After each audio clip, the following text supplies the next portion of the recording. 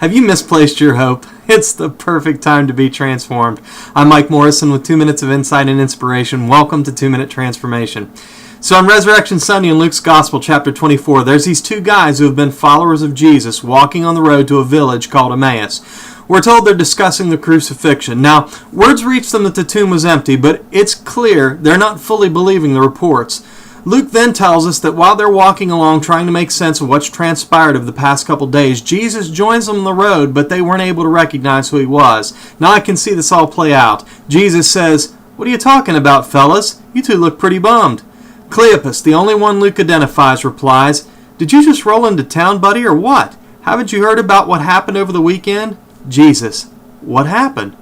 As they give each other a look of disbelief, the cluelessness of their traveling companion, they say to him, "You know, Jesus the prophet, the guy from Nazareth who did miracles and whatnot. Surely you've heard. Nailed him to a cross." Now the next line of the conversation found in verse 21 tells us everything we need to know about where these guys were at the moment. It's a window into their hearts. The contemporary English version records it as such. "We had hoped that he would be the one to set Israel free, but it has already been 3 days since all this happened." They had misplaced their hope. It wasn't lost. They just left it back at the tomb. They literally watched their hope buried, and they walked away thinking that that was the end. What they seemed to have forgotten was that God keeps his promises.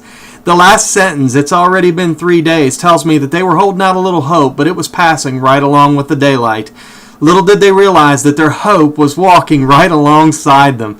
Like our friends here, you can't always see what God's up to, but he promises that he's working it all out for your good. Don't concede defeat. Your hope lives. Believe this report and be transformed.